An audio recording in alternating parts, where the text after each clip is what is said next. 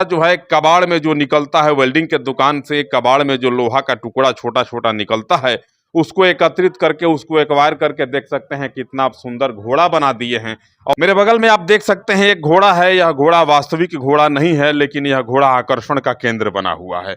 अब यह मीरगंज में है और मीरगंज के दीप मनोहर हैं। दीप मनोहर बड़े अच्छे इंजीनियर हैं, बड़े अच्छे अभियंता हैं, बड़े अच्छे कलाकार हैं। और दीप मनोहर अपनी कलाकारी का लोहा केवल भारत ही नहीं, भारत के बाहर के कई देशों में भी मना चुके हैं।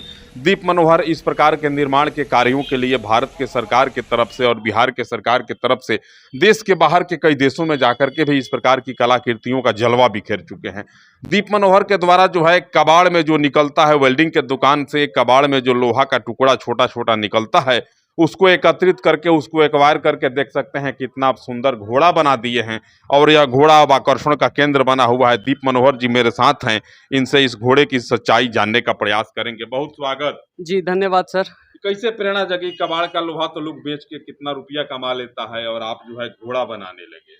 देखिए, यही जो सोच है जो हम लोगों को बदलना है। जी एक तो पहली बात ये है कि ये पूरा का पूरा जो वेस्ट मटेरियल कबाड़ है, इसका एक अपना कहानी रहा होगा, जी जो अलग मशीन से निकला और आज एक पूरा का पूरा एक आकार ले लिया घोड़ा का।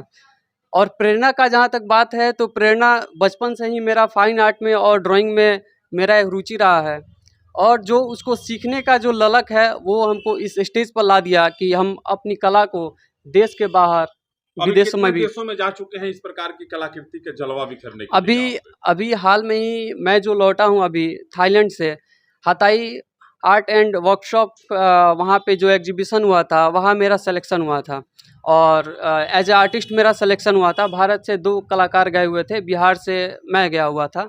और एक और जो हुआ था वो बैंकॉक में ही हुआ था, बैंकॉक के दूसरे जगह में हुआ था। और ये मेरा अभी जो मैं जाने वाला वो तीसरा अटेम्प्ट है, जो हम अपनी कला को विदेशों में दिखाएंगे, वहाँ के आर्ट गैलरी में। इसको बनाने में कितना दिन लगा? देखिए, इसको बनाने में तो तकरीबन 2 महीना लगा, क्योंकि ये एक हम लोग का दुकान है जहाँ मैं वेल्डिंग सीखा हूँ और हमारे पिताजी जो हैं।